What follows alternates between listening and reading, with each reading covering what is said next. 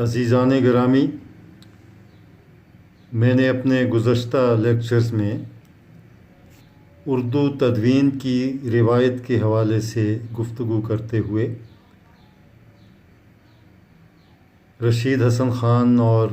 Doctor مولوی عبدالحق کی تدوینی خدمات پر روشنی ڈالی تھی۔ آج کی گفتگو میں ڈاکٹر جمیل جالبی کے تدوینی کام پہ گفتگو کروں گا اور یہ بتاؤں گا کہ انہوں نے تدوین کے حوالے سے کیا خدمات انجام دی۔ ڈاکٹر جمیل جالبی کا نام بر صغیر پاک و ہند کے علمی اور ادبی حلقوں میں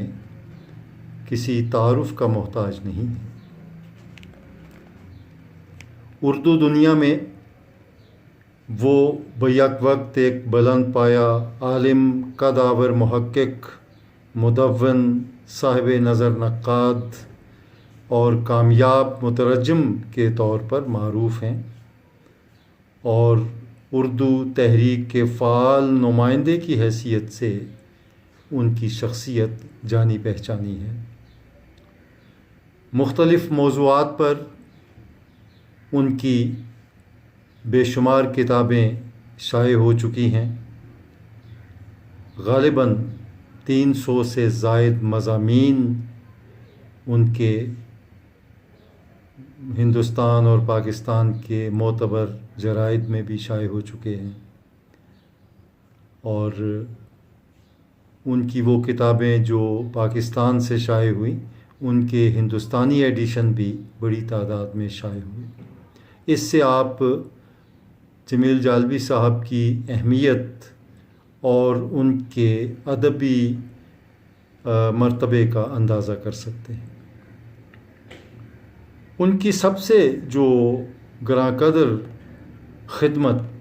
شمار کی جا سکتی ہے وہ دکنی ادب کے حوالے سے ہے۔ دکنی ادب کی تحقیق اور تدوین کے سلسلے میں اگر ہم ان کی تصانیف کا جائزہ لیں تو ہمیں معلوم ہوتا ہے کہ دکنی ادب کی بازیافت میں اور قدیم متون کو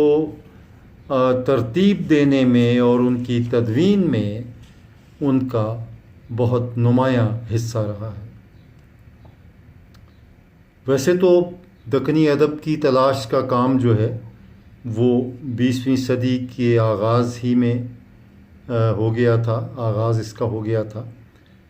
ان میں حکیم شمس اللہ قادری، مولوی عبدالحق، محی الدین قادری زور، عبدالقادر سروری، نصیر الدین ہاشمی اور میر سعادت علی رضوی، عبدالمجید صدیقی وغیرہ بے شمار لوگ ہیں جنہوں نے دکنی ادب پاروں کو ترتیب دیا اور مدون کیا، تاہم یہ خدمات جو ہیں یہ زیادہ واضح ہو کر یا کھل کے سامنے نہیں آ سکیں۔ تو ان کا جو کام ہے جمیل جالبی صاحب کا وہ ایسا رہا کہ وہ اس سے پذیرائی بھی حاصل ہوئی اور اس کے جو معیار ہے اس کے بارے میں بھی بہت اچھی آراء کا اظہار کیا گیا۔ دکنیات کے سلسلے میں ڈاکٹر جمیل جالبی صاحب کی جو کتابیں منظر عام پہ آئی ہیں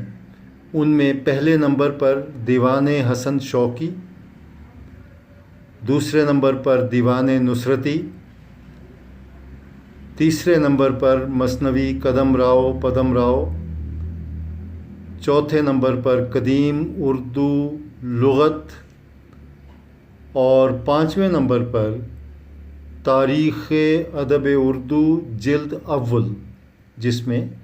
دکنی پس منظر جو ہے وہ بیان کیا گیا اردو ادب کا۔ ان میں پہلی جو 3 کتابیں ہیں یعنی دیوان حسن شوقی اور دیوان نصرتی اور مثنوی قدم راؤ پدم راؤ، یہ تدوین سے متعلق ہیں، اور ان کتابوں کے تناظر میں ہم ڈاکٹر جمیل جالبی کو ایک اہم مدون قرار دے سکتے ہیں۔ جہاں تک دیوان حسن شوقی کا تعلق ہے تو یہ کتاب جو ہے یہ پہلی کتاب ہے ان کی، اپنا جمیل جالبی صاحب کی، جو تقریباً 194 صفحات پر مشتمل ہے، اور انجمن ترقی اردو پاکستان کراچی نے 1971 میں اسے پہلی بار شائع کیا تھا۔ حسن شوقی کا تعارف یہ ہے کہ یہ قدیم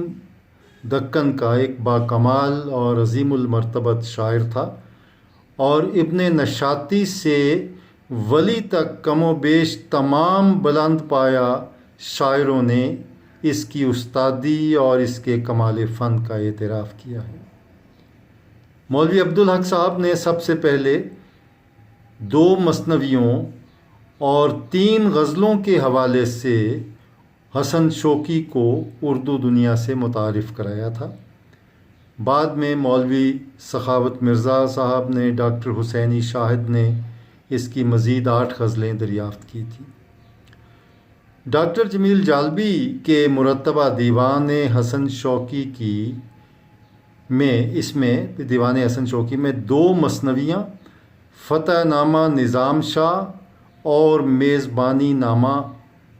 یہ شامل ہیں، اور اس کے علاوہ 3 غزلیں اور 1 نظم شامل ہے۔ یہ کتاب اگرچہ دکنی ادب کی تحقیق سے متعلق جالبی صاحب کی پہلی تصنیف ہے، لیکن اس کے مطالعے سے ایک صاحب نظر محقق اور ماہر دکنیات کی تحقیق سے متعلق یعنی ماہر دکنیات کے طور پر ڈاکٹر جمیل جالبی ہمارے سامنے آتے ہیں۔ انہوں نے تحقیق و تدوین اور تنقید متن کے جدید اصولوں کی روشنی میں قدیم اردو کے ایک باکمال شاعر کے کلام کو اپنے عالمانہ مقدمے کے ساتھ مرتب کیا ہے۔ دیوان حسن شوقی کا مقدمہ، یہ بات آپ کے علم میں ہے کہ ترتیب کے کام میں یا تدوین کے کام میں مقدمے کی کتنی اہمیت ہوتی ہے۔ چنانچہ دیوان حسن شوقی کا مقدمہ جو ڈاکٹر جمیل جالبی کا تحریر کرتا ہے، اس کی جو اہمیت ہے، ادبی اہمیت اور تحقیقی اہمیت، وہ بہت زیادہ ہے۔ چنانچہ یہ 68 صفحات پر پھیلا ہوا مقدمہ ہے، جس میں ممکن الحصول ذرائع سے شاعر کے حالات زندگی پر روشنی ڈالی گئی ہے۔ اگرچہ ان کے بارے میں جو معلومات ہیں حسن شوقی کے بارے میں وہ اتنی عام نہیں تھیں، لیکن ڈاکٹر جمیل جالبی نے تلاش بسیار کے بعد اور بہت جستجو کے بعد ان کے احوال جو ہیں انہیں کھنگالا ہے، اور ایک ان کا تعارف جو ہے وہ مرتب کیا اور اس کے حالات زندگی پر روشنی ڈالی ہے۔ بحیثیت مثنوی نگار اور غزل گو کے حسن شوقی کے مرتبے کا تعین بھی کیا گیا ہے کہ کون سا مقام تھا اس زمانے میں، جب کہ ایک سے ایک بڑھ کر مثنوی نگار موجود تھے، ایک سے ایک بڑھ کر غزل گو، کیوں ابھی آغاز تھا، لیکن غزل کی ایک روایت جو ہے اس کو وہ چل پڑی تھی، اور اس میں بڑے بڑے غزل گو شعراء بھی تھے۔ تو اس حوالے سے ان کے مقام اور مرتبے کا تعین بھی کیا گیا ہے۔ ان کی جو بیاضیں ہیں ان کا تعارف بھی ہے، ان کی املا کی خصوصیات بیان کی گئی ہیں، اور لسانی مطالعے جیسے مباحث جو ہیں وہ شامل کر کے مرتب کے مطالعے اور وسعت نظر کا بخوبی اندازہ ہوتا ہے۔ حسن شوقی کے واقعات زندگی اور ادبی کارناموں کے بارے میں اظہار خیال کرتے ہوئے ڈاکٹر جمیل جالبی لکھتے ہیں کہ جنگ تالی کوٹ کے وقت یہ 1564 اور 65 عیسوی کا زمانہ ہے، شوقی نظام شاہی دربار سے وابستہ تھا، اسی لیے اس نے فتح کا صحرا حسین نظام شاہ کے سر باندھا ہے۔ حالانکہ اس جنگ میں چاروں بادشاہ، ان میں ابراہیم قطب شاہ، علی عادل شاہ اول، علی مرید شاہ اور حسین نظام شاہ برابر کے شریک تھے۔ فتح نامہ نظام شاہ کے دستیاب دونوں قلمی نسخوں کے تقابلی مطالعے کے علاوہ ڈاکٹر جمیل جالبی نے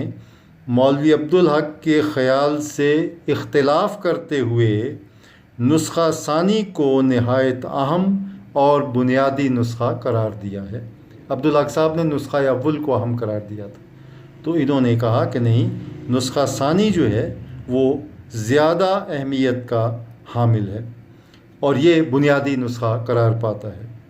انہوں نے اپنے دعوے کی بنیاد ایسے دلائل پر رکھی کہ شک و شبے کی کوئی گنجائش باقی نہ رہی، اور انہوں نے بڑی ژرف نگاہی سے، عرق ریزی سے، چھان بین سے فتح نامہ کے دونوں نسخوں میں بکھرے ہوئے اشعار کو یکجا کر کے اس مثنوی کو ایک نئی اور ترقی یافتہ شکل میں پیش کرنے کی نہایت کامیاب کوشش کی ہے۔ اس کے بعد دوسری مثنوی جو اس میں شامل ہے وہ ہے میزبانی نامہ۔ اس میں سلطان محمد کی ایک شادی سے بحث کرتے ہوئے جالبی صاحب نے مولوی عبدالحق، ڈاکٹر زور، نصیر الدین ہاشمی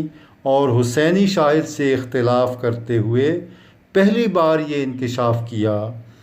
کہ متذکرہ مثنوی میں سلطان محمد کی جس شادی کو موضوع سخن بنایا گیا ہے وہ مصطفیٰ خان وزیر اعظم کی دختر کے ساتھ نہیں بلکہ نواب مظفر خان کی بیٹی سے ہوئی تھی۔ بہت اہم بات ہے اور بڑا اہم نقطہ انہوں نے دریافت کیا۔ اپنے بیان کی تصدیق کے طور پر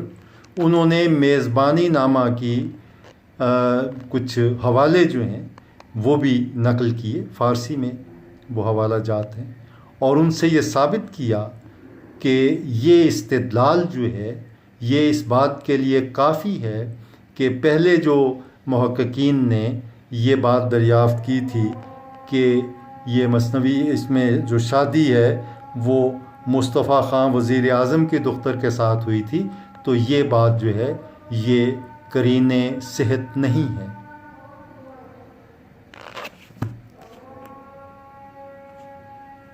اس کے بعد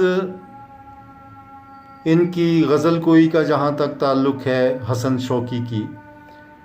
اس میں حسن شوقی جنہیں دبستان دکن کے باکمال متغزلین کی صف میں شمار کیا جاتا ہے، ڈاکٹر جمیل جالبی نے دکنی غزل کے پس منظر میں شوقی کی غزل گوئی کا بھرپور جائزہ لیا ہے اور اس کے مرتبے اور مقام کا تعین کیا ہے۔ اس خصوص میں انہوں نے مختلف قلمی کتابوں کے دفینوں سے متعدد جوہر گرامایا ڈھونڈ نکالے ہیں اور فیروز، محمود، خیالی، سالک، اشرف، رحیمی، قریشی اور نائب، یہ اس دور کے جو شعراء ہیں، ان کی بعض غزلوں کو پہلی بار منظر عام پر لانے کی سعی کی ہے۔ ڈاکٹر جمیل جالبی کی دوسری کاوش جو ہے وہ دیوان نصرتی کی تدوین ہے۔ دکنی ادب کی بازیافت کے سلسلے میں دیوان نصرتی کو ایک بنیادی اور کلیدی حیثیت حاصل ہے، چنانچہ یہ 1972 میں مطبع قوسین کے زیر اہتمام یہ دیوان نصرتی جو ہے وہ شائع ہوا اور بعد میں اسے مجلس ترقی ادب لاہور کے سہ ماہی صحیفہ کی اکتوبر 1972 کی اشاعت میں بھی شامل کیا گیا تھا۔ نصرتی کو ملک الشعراء کا درجہ حاصل تھا اور دبستان بیجاپور کا ایک نہایت بلند پایہ شاعر تھا، بحیثیت قصیدہ گو مثنوی نگار وہ دبستان دکن کے 2-3 عظیم المرتبت شاعروں میں شمار ہوتا ہے۔ چنانچہ غزل گوئی کے میدان میں بھی اس نے اپنی بے پناہ تخلیقی صلاحیتوں کا مظاہرہ کیا اور اس کی بے مثال عشقیہ مثنوی گلشن عشق، اسے مولوی عبدالحق اور سید محمد نے علی ترتیب 1952 میں انجمن ترقی اردو کراچی سے اور 1957 میں سالار جنگ پبلشنگ کمپنی حیدرآباد سے شائع کیا تھا،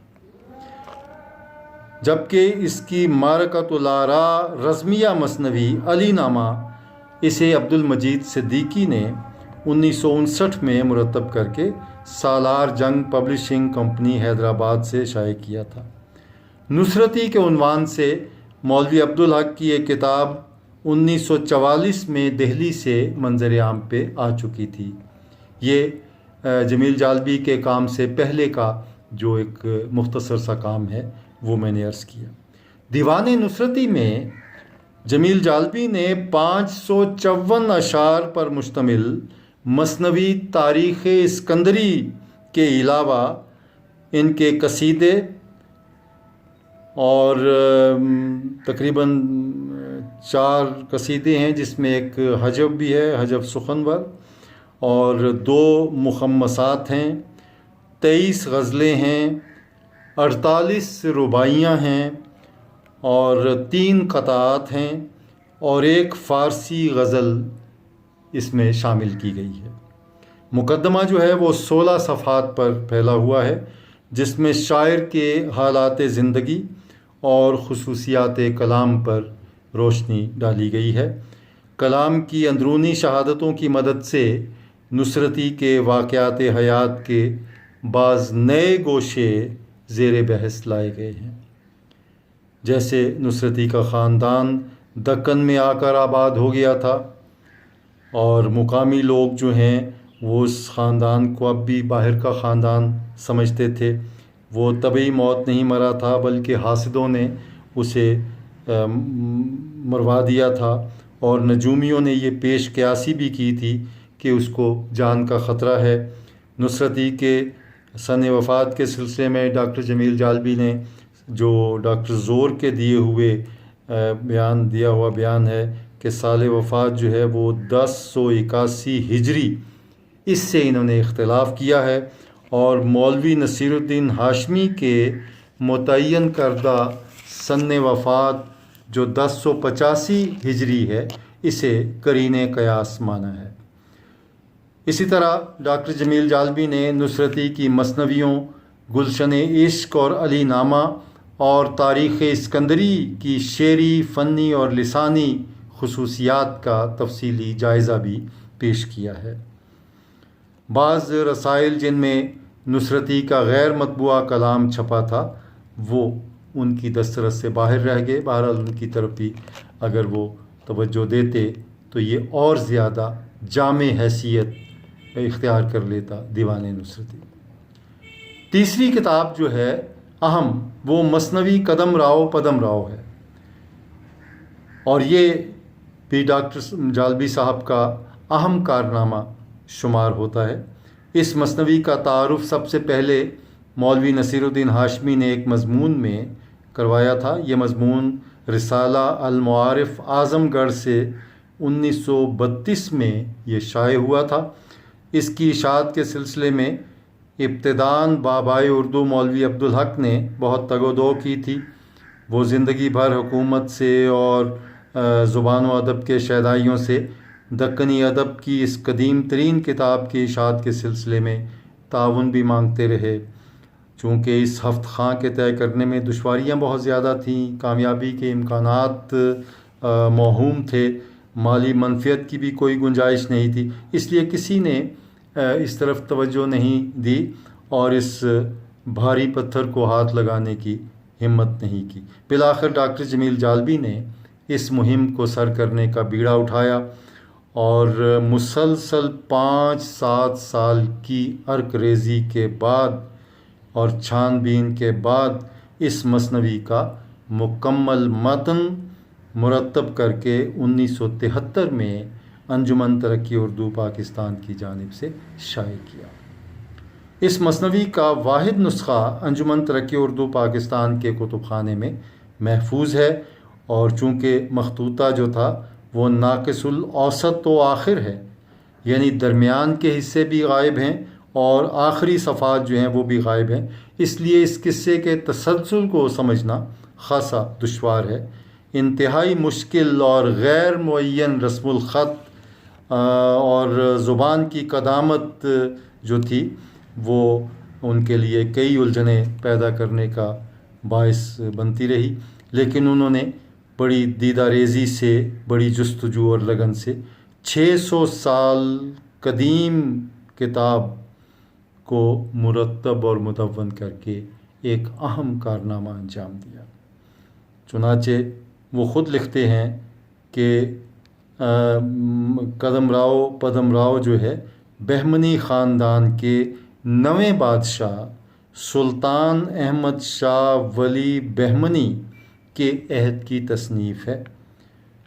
اور تقریباً 1434 عیسوی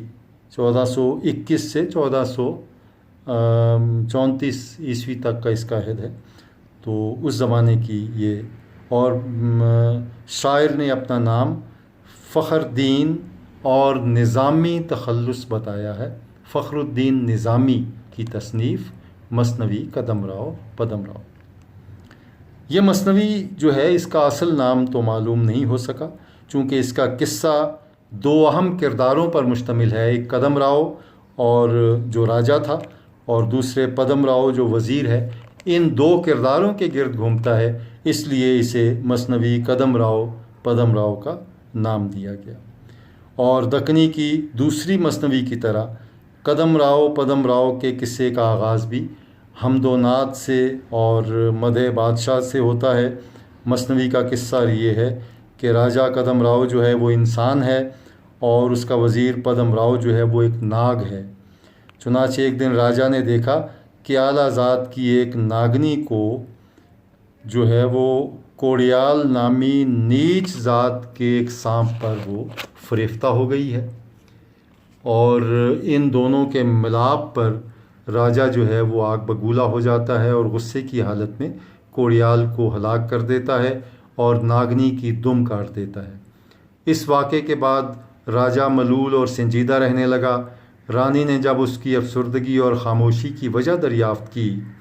تو راجہ نے کوڑیال اور ناگنی کا چشمدید واقعہ سنایا اور کہنے لگا کہ عورت اگر پری اور اپسرا بھی ہو تو اس کی پاک دامنی اور عفت پر بھروسہ نہیں کیا جا سکتا۔ رانی اور پدم راؤ نے راجہ کو سمجھانے کی کوشش کی کہ سبھی عورتیں ایک جیسی نہیں ہوتی، لیکن راجہ پر کسی کی بات کا کوئی اثر نہیں ہوا۔ بالآخر اس نے سادھوؤں اور سنیاسیوں کی صحبت اختیار کرنے کی ٹھان لی، اور اس موقع سے فائدہ اٹھا کر اکھر ناتھ جوگی نے اپنے منتروں کے کمال سے راجہ کو گرویدہ بنا لیا اور خود راجہ بن بیٹھا اور پدم راؤ کو طوطی بنا دیا۔ راجہ طوطی بن کر یہاں وہاں گھومنے لگا۔ اڑتے اڑتے ایک دن وہ اپنے محل کی طرف آ نکلا۔ جب اس نے اکھر ناتھ کے کرتوتوں کا مشاہدہ کیا تو اپنے کیے پر پشیمان ہوا اور زمین پر سر رکھ کر توبہ کی۔ طوطی نے جب پدم راؤ کو بتایا کہ میں راجہ پدم راؤ ہوں تو وزیر راجہ کے پیروں میں گر گیا اور اکھر ناتھ سادھو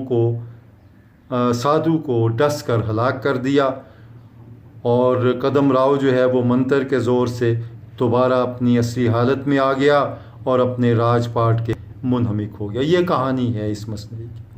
پدم راؤ تقریباً 600 سال قدیم مثنوی ہے۔ اس میں مقامی بولیوں کے علاوہ سنسکرت اور پراکرت کے الفاظ بھی شامل ہیں، اس لیے آج کے قاری کے لیے اس کی زبان بہت مشکل اور اسیر الفہم معلوم ہوتی ہے۔ تاہم نظامی کی قادر الکلامی اور پرگوئی مسلم ہے۔ زبان کی کم مائگی کے باوجود اس نے مثنوی میں ضرب الامثال کا استعمال کیا، محاوروں کا استعمال کیا، اور بڑی مہارت اور چابک دستی سے ان محاوروں کو اور ضرب الامثال کو برتا ہے۔ تو اس اعتبار سے بھی اس مثنوی کو اردو زبان و ادب میں اہمیت حاصل ہے کہ یہ اردو زبان و ادب کا پہلا ادبی نمونہ ہے۔ اس سے قبل کی جو تحریریں دستیاب ہوئی ہیں وہ سب کی سب مذہبی نوعیت کی ہیں، چنانچہ اس کا قصہ اور اس کے واقعات بالکل ادبی نوعیت کے ہیں۔ اس مثنوی کا مقدمہ کم و بیش 60 صفحات پر مشتمل ہے، جس میں جالبی صاحب نے اس کے زمانہ تصنیف، مثنوی کا نام و حالات مصنف اور مثنوی کے قصے کے خلاصے کے علاوہ املا کی خصوصیات اور لسانی مباحث شامل کر کے اپنی علمی بصیرت کا ثبوت فراہم کیا ہے۔ اس کتاب کی ایک اور اہمیت اور اس کی خصوصیت ہے جو زبان و ادب کی تحقیق میں قدر کی نگاہ سے دیکھی جائے گی، اور وہ یہ ہے کہ مرتب نے کتاب کی سیدھی جانب اصل مخطوطے کے ایک صفحے کا عکس چھاپ دیا ہے، یعنی ایک طرف قدیم جو نسخہ ہے اس کا عکس ہے ایک صفحے پہ جو ان کا مرتبہ دیوان ہے مثنوی قدم راؤ پدم راؤ، اور دوسرے صفحے پہ اس کا متن جو ہے انہوں نے جو مرتب شدہ اور تصحیح شدہ ہے وہ انہوں نے درج کیا ہے۔ اس کی مدد سے محققین بیک وقت دونوں متون کا تقابلی مطالعہ کر سکتے ہیں۔ اس طرح جمیل جالبی نے اہل علم کے لیے تحقیق و تدوین کے دروازے کشادہ کر دیے، اور کئی مقامات پر انہوں نے اس کے جو اصل متن ہے اس سے اختلاف بھی کیا، تیار کردہ جو پہلے متون پیش کیے گئے ان سے انہوں نے اختلاف بھی کیا۔ تو یہ 3 کتابیں جو ہیں یہ ڈاکٹر جمیل جالبی کے کریڈٹ پہ ہیں، جو ان کی تدوینی خدمات کے زمرے میں آتی ہیں۔ باقی قدیم اردو کی لغت جو ہے اس کا تعلق جو ہے یہ تحقیق سے ہے، اور تاریخ ادب اردو اس کا تعلق بھی تحقیق سے ہے۔ تو یہ یقیناً آپ نے دوسرے حصے میں اس کا مطالعہ کیا ہوگا۔ عزیزان گرامی، ڈاکٹر جمیل جالبی کے حوالے سے اتنی ہی معروضات پیش کرنا چاہتا تھا۔ آپ ان کے بارے میں اگر مزید کچھ جاننا چاہتے ہیں تو ان کی کتب کا مطالعہ کریں، ان کی تاریخ ادب اردو کا مطالعہ کریں، قدیم اردو لغت ان کی جو کتاب ہے اس کا بھی مطالعہ کریں۔ ان کی حیثیت نقاد کی بھی ہے، ان کی کئی تنقیدی کتب جو ہیں منظر عام پہ آ چکی ہیں، تو ان تمام حوالوں سے آپ ان کا مطالعہ کیجئے اور مزید معلومات جو ہیں وہ آپ کو دستیاب ہوں گی۔ اپنا خیال رکھیے گا، موجودہ حالات میں اپنے اور اپنے اہل خانہ کی حفاظت اور احتیاطی تدابیر کو اختیار کرنا آپ کی ذمہ داری ہے۔ اللہ آپ کا حافظ و ناصر ہو۔ خدا حافظ۔